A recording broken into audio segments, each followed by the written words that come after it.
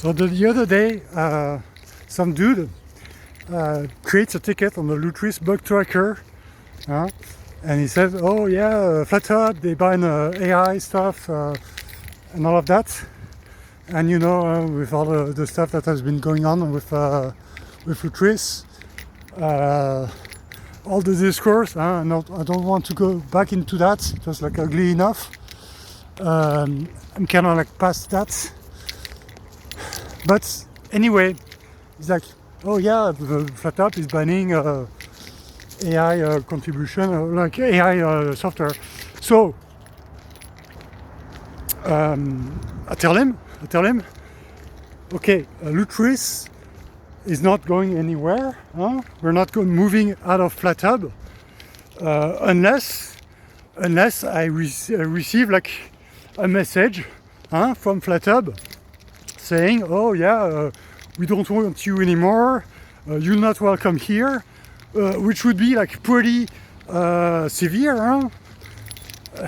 It would be like pretty insulting first, but I wouldn't imagine this would like even occur. Like, yeah, I can't even imagine receiving such a thing from FlatHub, the FlatHub organizers, because I know they're like very good people. Yeah, there's no reason for Lutris to move out of FlatHub. But so this guy also he points like he has like in his tickets a link to a YouTube video, and he says, "Oh, I hope this is okay to link here." And I go check what the video is, and it turns out it's a video from Brian Lunduke. Brian Lunduke is very controversial figure, to say the least. But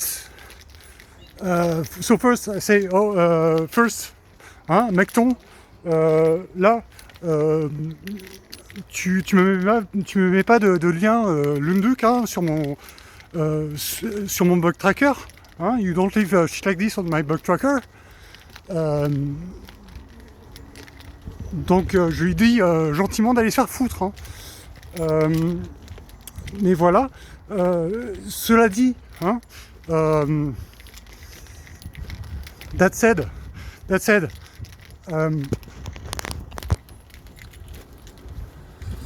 yes. Yeah, so that said, I check out like the video. I say, okay, it's been a while, it's been a minute. What is this Lunduke dude up to? What kind of like mischiefs is he up to? Like, what kind of like conspiracy theories is he up to? Like, is this like the usual bullshit? Well, turns out, yes, it's still the usual bullshit. He's like the typical grift. So I didn't watch the video about like the whole FlatHub issue about AI and all of that. It didn't really interest me. But that said, I was kind of curious, because I haven't checked out on Lunduke in a while, and I wanted to check what his latest ramblings were about. So of course, we're in June, so he has like this dramatic moment about like all the GNOME and KDE projects, like putting on pride flags and welcoming messages for all their community members, to have like a shared space that is welcome to all. And Lunduke is all like, oh, just make it about the software only, talk about the software and not your. So that's a very interesting thing, because for the way he puts it.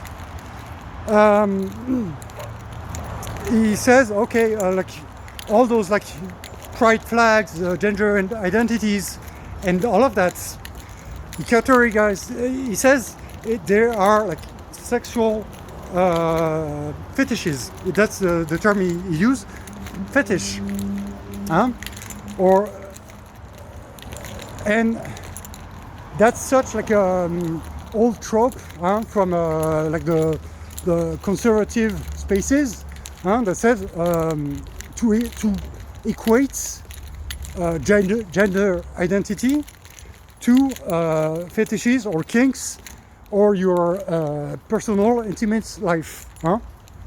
So first of all, Lunduk Macton, je te dis ça de toi à moi. So Lunduk, I say that from me to you.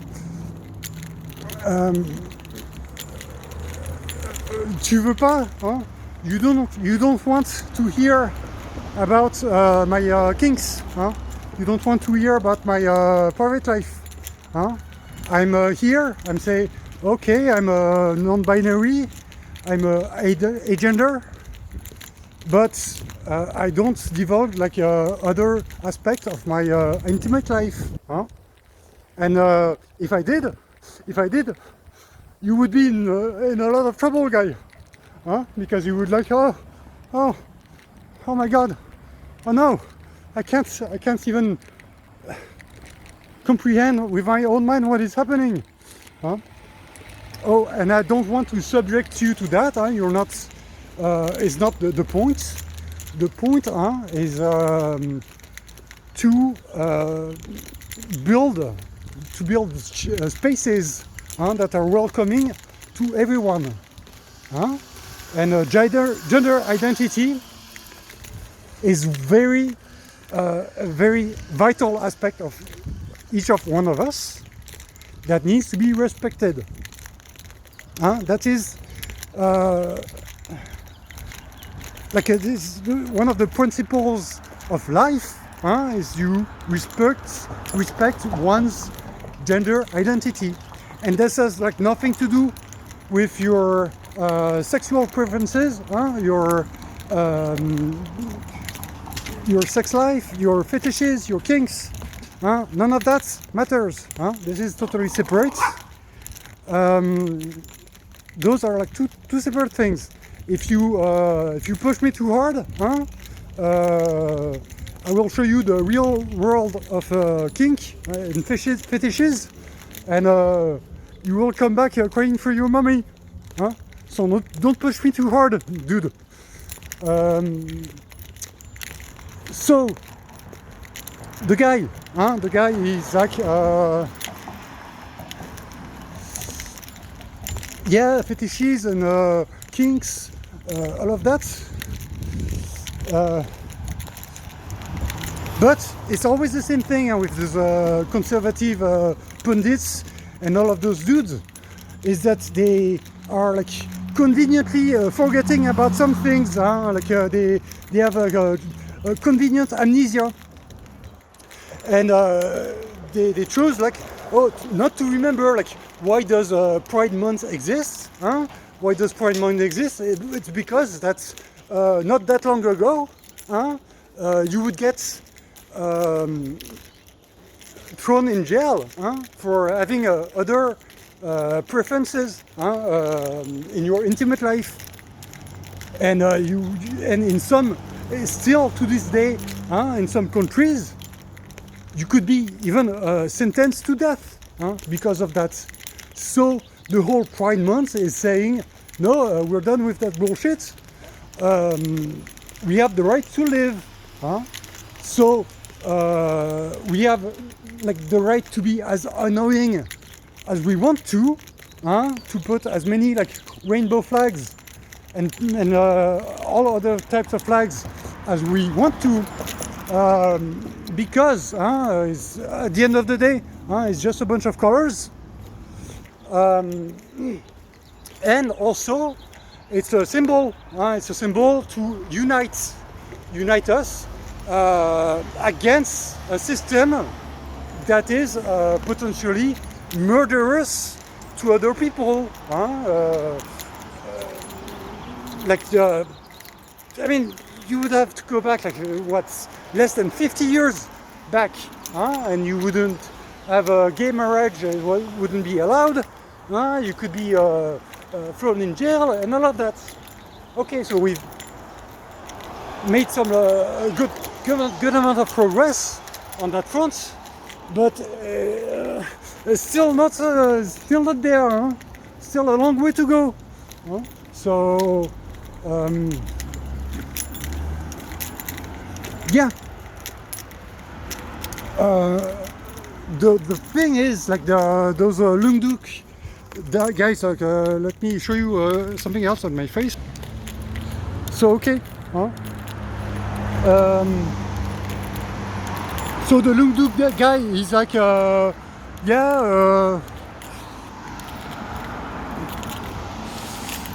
fetishes and all of that.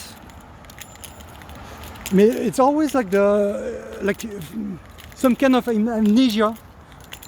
It's and he pushes that agenda, like, oh yes, it's like sexual deviance. They should do that in their own homes, but they shouldn't tell anyone about this. They should make the open source project about open source only, and not about anything else. Dude, no. It's like nothing harmful is happening here. Nothing of sexual nature is happening here. Like gender identity is something that we can feel within ourselves. Outside, like even when we are not at an age to be sexually mature. So this is two totally different things, and I've always, like, it took me a while. Well, when I grew up, non-binary didn't exist. It wasn't a word. It wasn't even a concept that I knew of. But then it makes sense. It's like, okay, yeah, it's like it's kind of like gender is like more like a spectrum.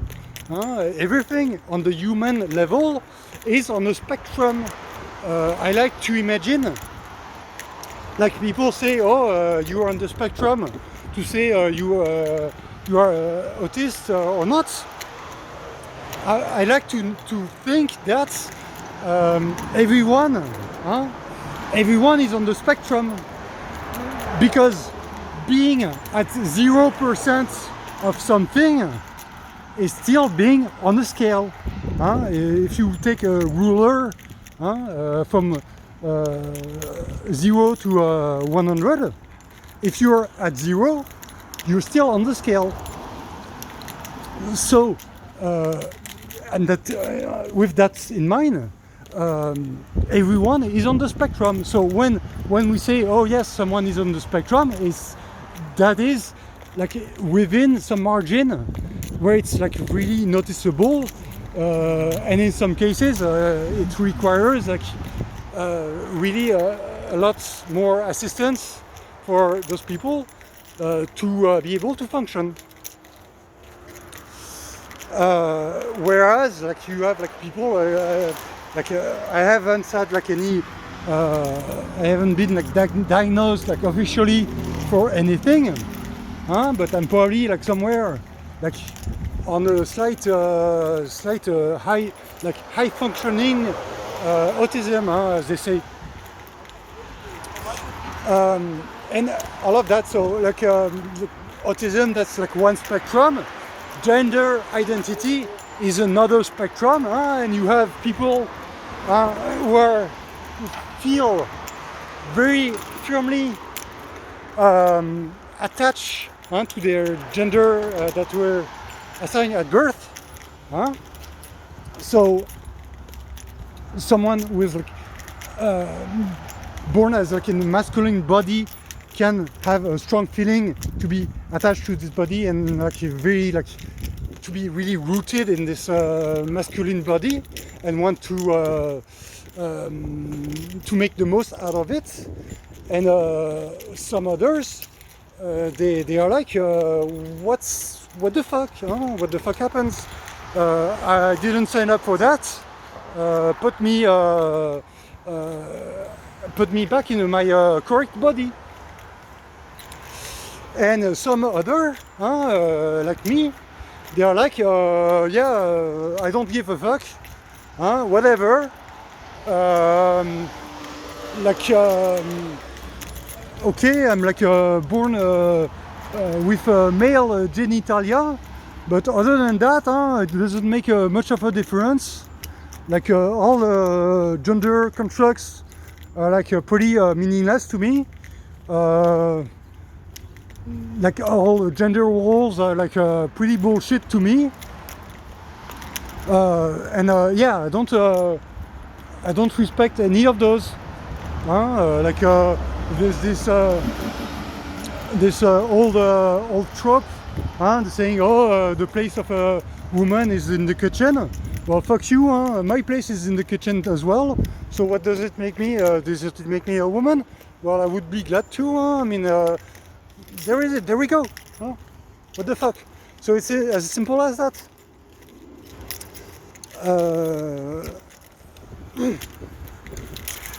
And it's like, it's what blows my mind, is that you have those people who have like who go through such long ways to construct a discourse to negate that experience.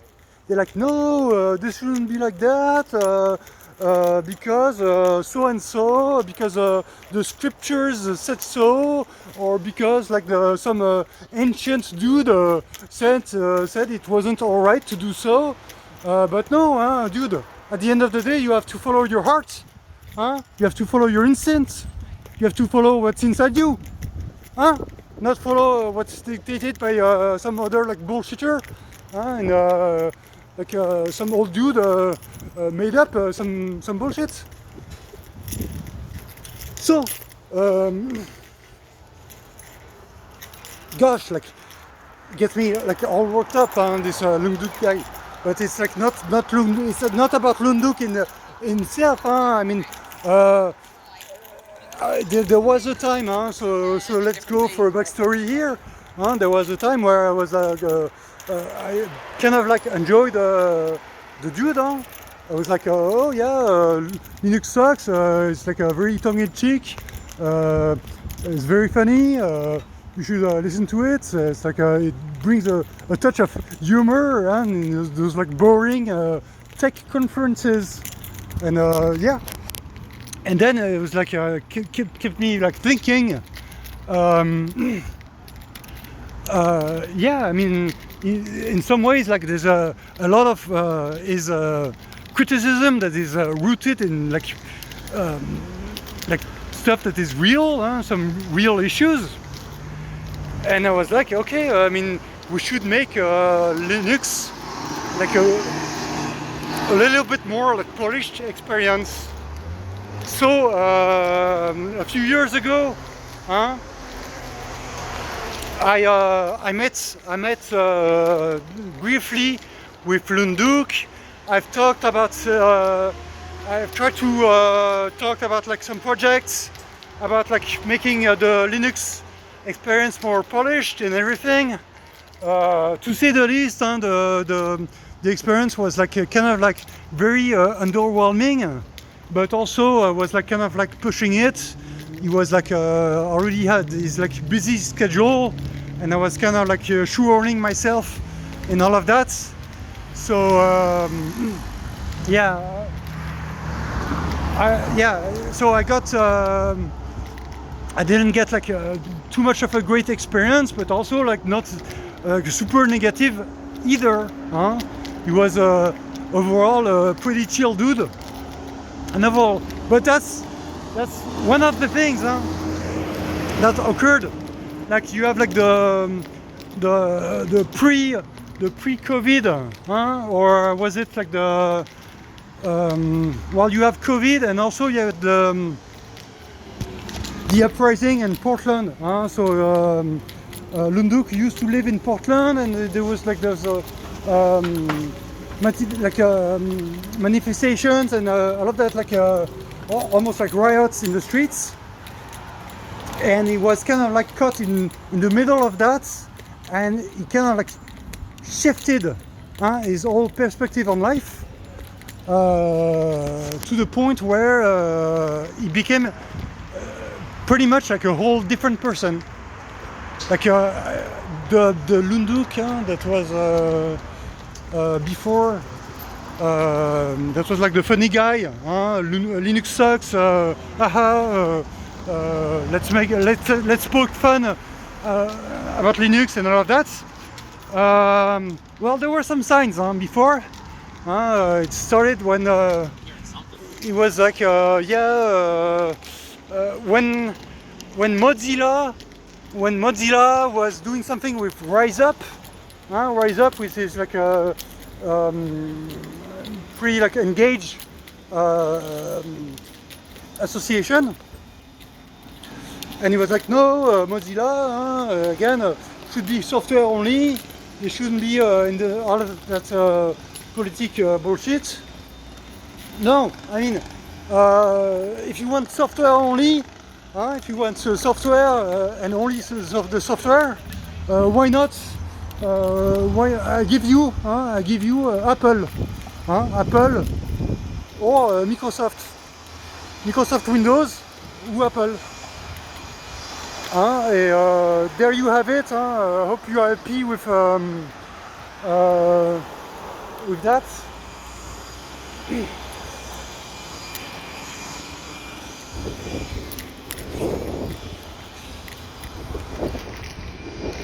So where was I?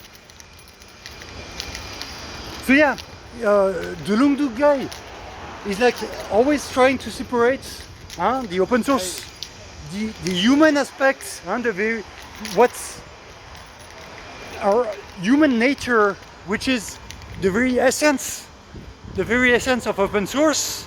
What differentiates open source from Microsoft, from Apple, is that we share those common human values that unite us, and we build those projects with our own shared interests, without the intent of exploiting each other, without the intent of abusing each other, which is pretty much like what Microsoft and Apple are trying to do, and Google as well. Google, Apple, and Microsoft.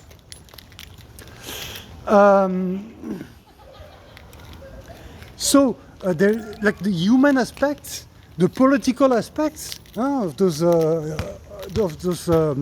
open source projects must never be erased, must never be negated. This is very important. This is at the fundamental aspects of open source. Is it truly rooted in building something that is for to have like better tools for us, to have better tools. And this is something that I've came to realize recently, is that wow, we have like so much like powerful machines. We have so much powerful machines capable of doing like insane 3D graphics, and but at the end of the day, what I want to do is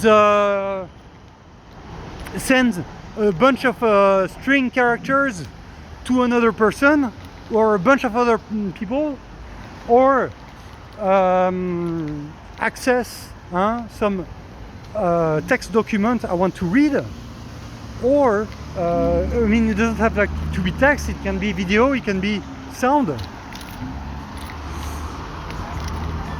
And we have made it like the whole system like so complicated, so overblown. I think so I wasn't a big fan of like smartphones until they become like kind of like good enough to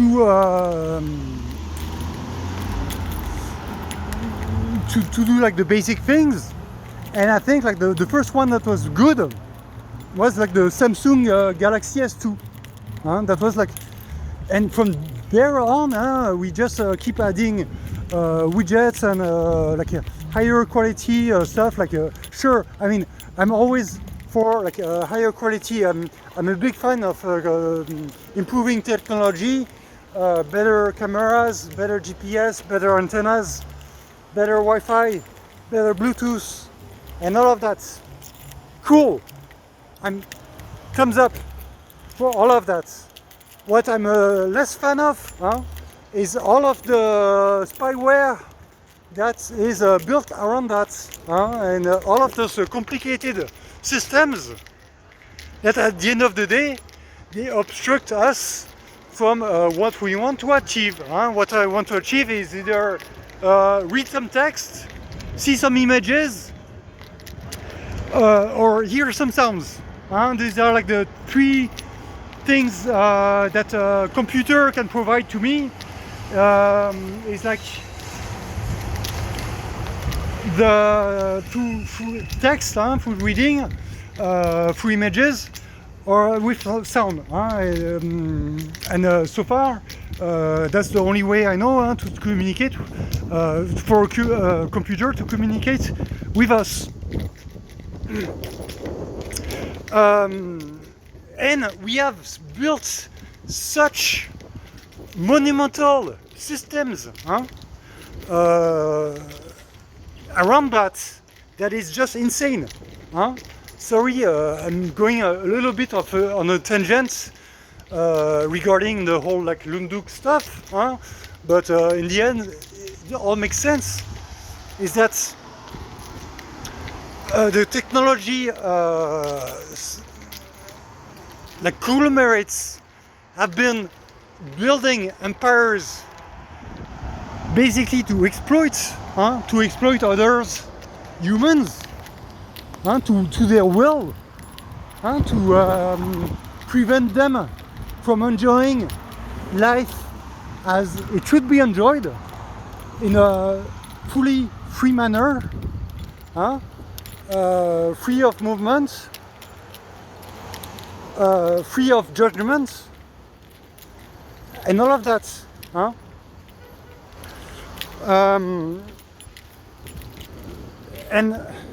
And we have to strive for something that is pure, that is both welcoming and secure and pure. So stuff like we have to go back to text files, basically, like text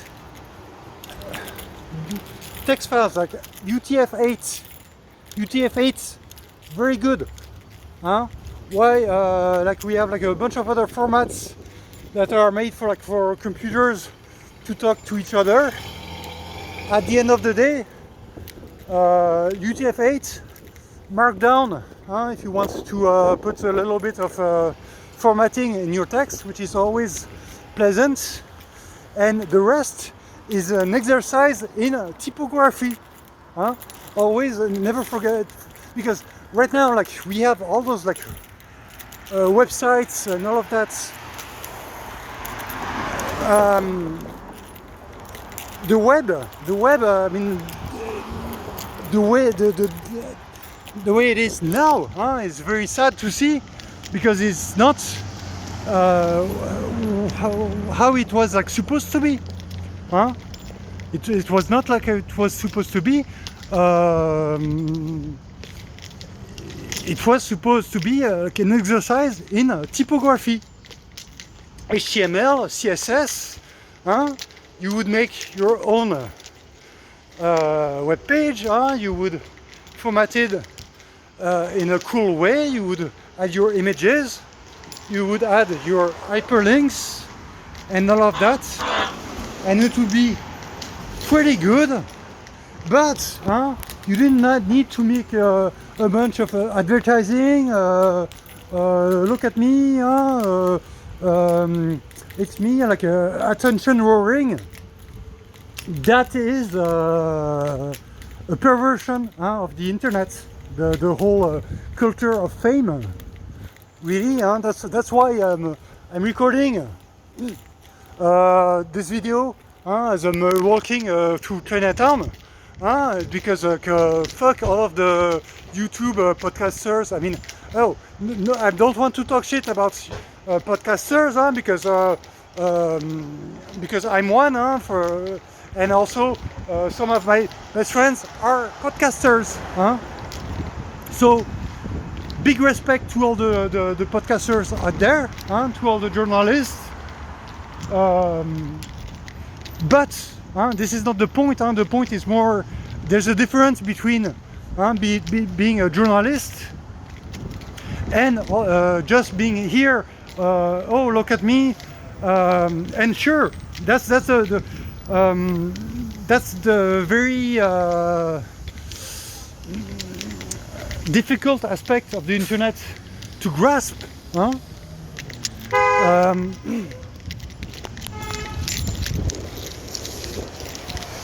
So yeah, that's one of the more difficult aspects of the digital life to grasp, is that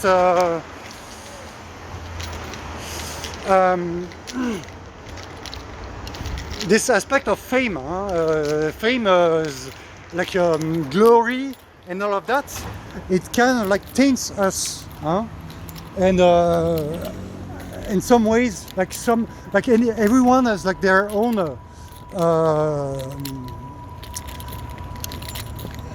Their own response to fame and power and glory and all of that stuff.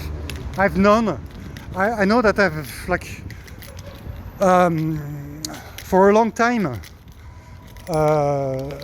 rejected any kind of I didn't want to be known for like Lutris, or I would just wanted to be, there we have it, I made this Lutris project. It belongs to the community now. I don't want to have, don't want to be credited. I'm like out of that. Now I've changed my stance regarding that. I take really ownership of what I've created. But there's like this difference of this saying, I'm here to share what I've made or what I love in life, because it's very important also to share what you love in life to others, and the internet is a good, really great way to do that. There is a way to do that without the whole like and subscribe economy, which is a virus, because it is like the whole like and subscribe economy is absolutely a virus. It's a computer virus, or it's more, it's even more insidious than that.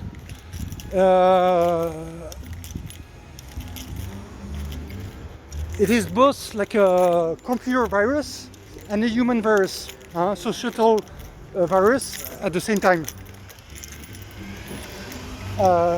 So by the means of software, by exploiting our human reaction to likes and all of that, like those dopamine rush, those giants like Facebook, Google, Twitter, they have exploited the humans each of us, to deny us from our humanity. And what we end up having is a web that is lifeless, that is lifeless. And you say, I mean, it's not all dead, of course, but there aren't as many personal web pages as there used to be.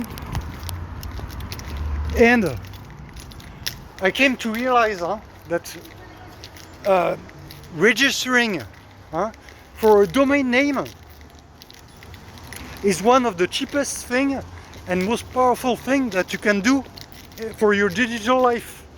If you don't have a domain name, pick one. It's like your name, it's like your digital self, and this is registered to an authority. Don't go for the .coms, of course. Don't go for the grifters. A domain name is just an entry into a database that is shared across the world. So of course this doesn't really have any cost. So we still give like $10 a year for that, or in some cases. But like when you see such and such has bought like a .com for a bunch of $1 billion, that's bullshit, of course.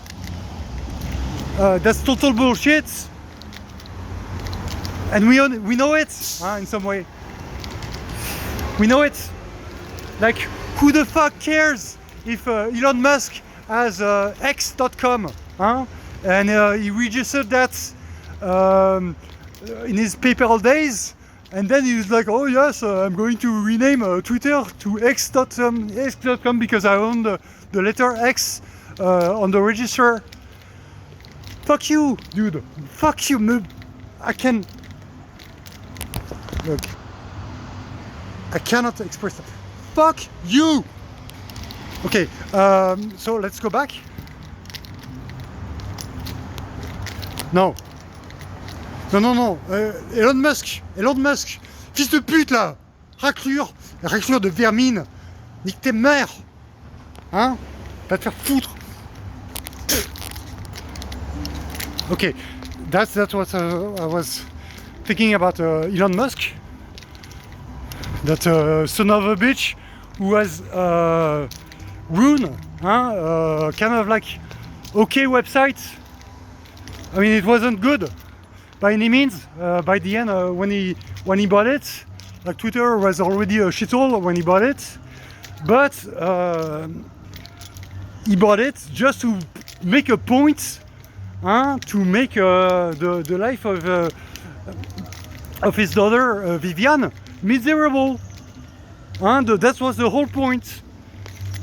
So we go full circle, back to Lunduk. Why is it so important? Why is it so important that we have like a KDE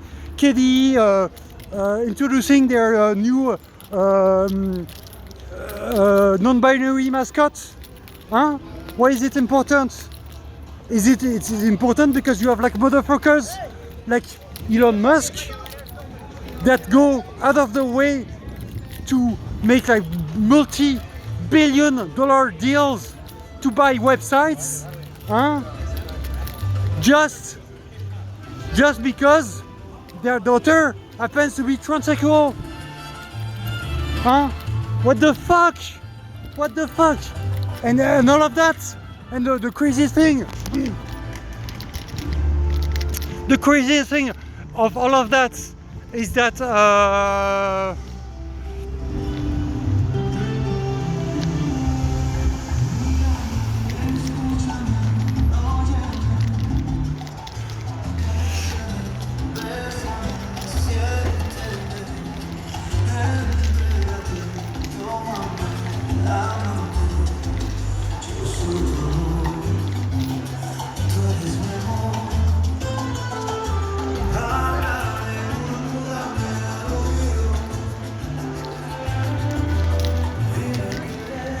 Okay, that was a very nice interlude. Now let's go back to rambling, and let's go back to talking shit about Elon Musk. Oh shit. About Elon Musk and Brian Leduc. So, I mean, you see, I don't want to equate Elon Musk as with Brian Leduc. Huh? I know that in the Linux world, some people will have the tendency to say, oh, they are like both Nazi and all of that. Well, no, it doesn't really make sense. Huh? Leduc is like a Jewish Jude. You can't really be in your right mind and call him a Nazi. We have to find the right words to give them their right meaning. So, of course, now, like the thing is, like the word Nazi is rooted in this very anti-Semitic ideology, but also was like it was very homophobic, was very like traditional values, Christian values, and all of that bullshit.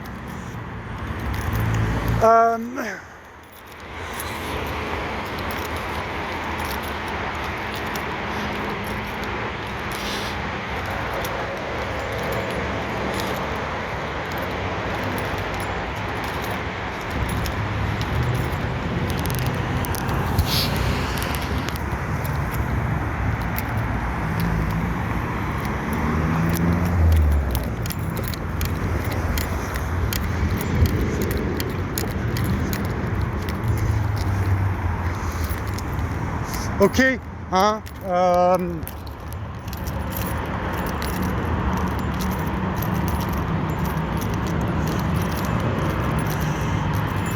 where was I? Let me gather my thoughts. I was getting too pissed off at everything. Oh, maybe we can go in front of the ICE building and say a big fuck ICE for the end of this video.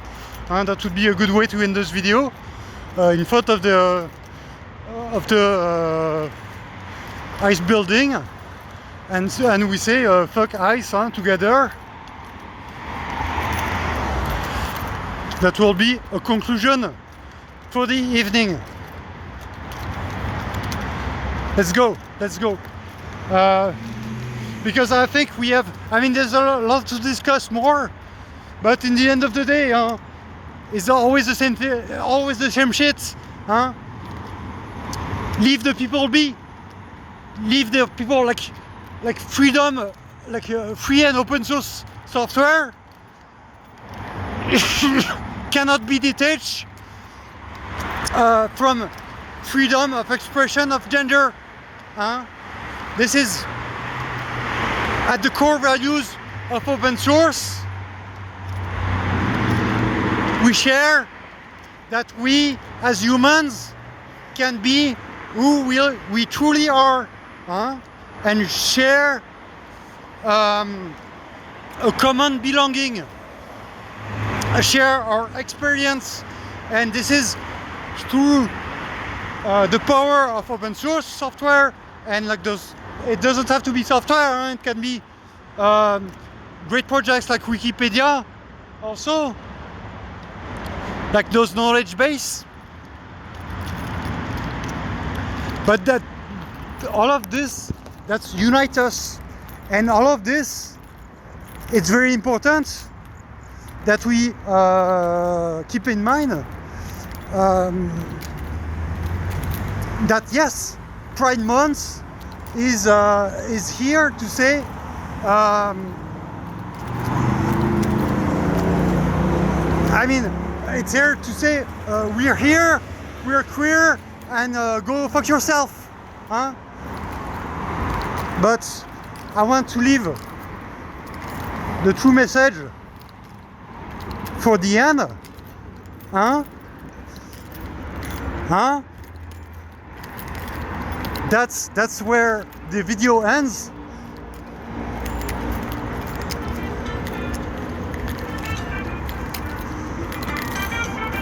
That's where the video ends.